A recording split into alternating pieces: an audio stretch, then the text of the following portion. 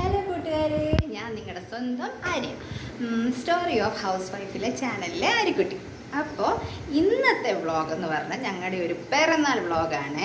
അപ്പോൾ നിങ്ങൾ കരുതും പിറന്നാളുകാരൻ ഞാനല്ല കേട്ടോ. എൻ്റെ പിറന്നാൾ ചിങ്ങമാസത്തിലാണ്. പക്ഷേ എൻ്റെ ജീവൻ്റെ ജീവനായ എൻ്റെ പൊന്നുമോൻ്റെ പിറന്നാളാണ്.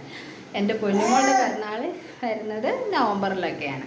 അപ്പോൾ ഈ കക്ഷിയാണ് ഞങ്ങളുടെ പിറന്നാളുകാരൻ. ഇവിടെ പായസം കുടിച്ചോണ്ടിരിക്കുകയാണ് കേട്ടോ. പായസം എന്തപ്പോൾ ഞങ്ങൾക്ക് രണ്ടുപേർക്കും പായസം വേണ്ടി വന്നു. അന്നേരം അത് കുടിക്കുന്ന ആളാണ്.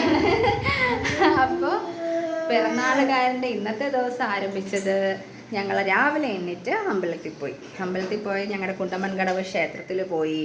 അത് കഴിഞ്ഞ് പാറേക്കോവിൽ ക്ഷേത്രത്തിൽ പോയി. പാറേക്കോവിൽ എന്ന് പറഞ്ഞാൽ കൃഷ്ണൻ്റെ ഒരു ക്ഷേത്രമാണ്.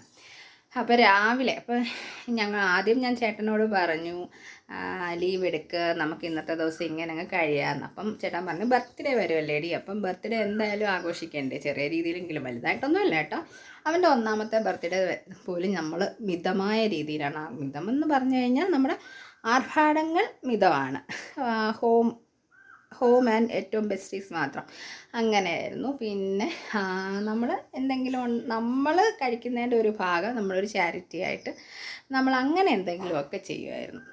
അങ്ങനെയായിരുന്നു അവൻ്റെ ഫസ്റ്റ് ബർത്ത്ഡേ. അതങ്ങനെ ആർഭാടമായിട്ട് വല്ല വൈബായ ഒരു ബർത്ത്ഡേ ഫങ്ഷൻസ് ഒന്നും നമ്മളങ്ങനെ ഓർഗനൈസ് ഒന്നും ചെയ്യാറില്ല. പിന്നെ വീട്ടിൽ അത്യാവശ്യം കുറച്ച് നമ്മൾ സാധാരണ ഒരു വീട്ടിൽ ഒരു ആവറേജ് ഫാമിലി ചെയ്യുന്ന കണക്കിന് ജസ്റ്റ് ബലൂണും ഒക്കെ വെച്ച് അങ്ങനെ ഒരു കേക്ക് കട്ടിങ്, കേക്കിൻ്റെ കൂടെ സ്വീറ്റ് പുഡിങ്സും അങ്ങനെയൊക്കെ വാങ്ങിച്ച് വീട്ടിലൊരു സദ്യ അല്ല ബിരിയാണി അങ്ങനെയൊക്കെ ആക്കി ബർത്ത്ഡേ ഒക്കെ നമ്മൾ അങ്ങനെ ആഘോഷിക്കും.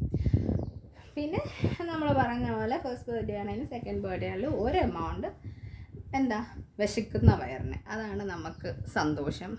എന്നെങ്കിലും നമുക്ക് ഒരു നേരം ആഹാരം ഇല്ല എന്ന് കരുതി കഴിഞ്ഞാൽ ഈശ്വരൻ അത് എവിടുന്നെങ്കിലും എത്തിക്കും. അതാണ് എൻ്റെ വിശ്വാസം.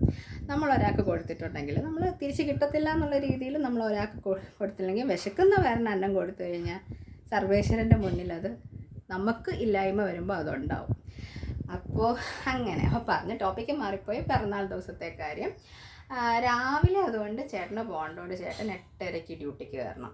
അതുകൊണ്ട് രാവിലെ 6 മണിക്ക് തന്നെ ഇവിടുന്ന് കുളിച്ചൊരുങ്ങി മക്കളെയും കൊണ്ട് അമ്പലത്തിൽ പോയി. കുണ്ടമൺകടവ് ദേവീക്ഷേത്രമാണ്. നമ്മുടെ വെളിവെച്ചാങ്കോവിൽ എന്ന് പറയും. ട്രിവാൻഡ്രം ബലരാമപുരത്തെ വെളിവെച്ചാങ്കോവിലുണ്ട്, അത് വലുത്, ഇത് അതിൻ്റെ ഇളയ ആൾ. അപ്പം ഇളയ ആളെന്ന് പറഞ്ഞാൽ അതിൻ്റെ ചെറിയ ആൾ. അങ്ങനെ അവിടെ പോയി വഴിപാടുകളൊക്കെ നടത്തി. അതുവഴി നമ്മുടെ തൃചക്രപുരം തിരുമലയിലുള്ള പാറേക്കോവിൽ ക്ഷേത്രത്തിൽ പോയി അവിടെ കുറച്ച് വഴിപാടുകളൊക്കെ നടത്തി. എന്നിട്ട് ഫുഡ് രാവിലത്തെ എന്തായാലും നമുക്ക് വെളിയിൽ നിന്നേ കഴിക്കാൻ പറ്റുള്ളൂ. ആര്യഭവനിൽ കയറി. കുഞ്ഞിന് ഫേവറേറ്റ് ബ്രേക്ക്ഫാസ്റ്റ് എന്ന് പറഞ്ഞാൽ പൂരിയാണ്. അവന് പൂരി വാങ്ങിച്ചു കൊടുത്തു. മോക്കും അതുപോലെ തന്നെ പൂരിയോട് താല്പര്യമുണ്ട്. അപ്പം അവളുടെയും ഫേവറേറ്റ് ഫുഡ് പൂരിയാണ്. മോർണിംഗ് ബ്രേക്ക്ഫാസ്റ്റിൽ പൂരി, ഇഡ്ഡലി അങ്ങനെയൊക്കെ. അപ്പോൾ ഇഡ്ഡലിയൊക്കെ എപ്പോഴും വീട്ടിലുണ്ടാക്കും. Puri once in a week, ഒരു വീക്കെൻഡിലൊക്കെ നമ്മൾ ഉണ്ടാക്കാറുള്ളൂ. അപ്പം അവൻ്റെ ഫേവറേറ്റ് ബ്രേക്ക്ഫാസ്റ്റ് എന്താണോ പിള്ളേർക്കത് വാങ്ങി നമ്മളൊരു മസാല ദോശയും വാങ്ങി, ചേട്ടൻ നെയ്റോസ്റ്റും വാങ്ങി ഫുഡൊക്കെ കഴിച്ചു. തിരിച്ച് വീട്ടിൽ വന്ന് ഇന്ന് സദ്യവട്ടത്തിലേക്കുള്ള പരിപാടിയാണ്. അപ്പോൾ ഈ സദ്യവട്ടത്തിൻ്റെ വീഡിയോ ഞാൻ സെക്കൻഡ് പാർട്ടായിട്ട് ഇടാം. അപ്പോൾ ഇത്രയേ ഉള്ളൂ. Tata bye bye, see U.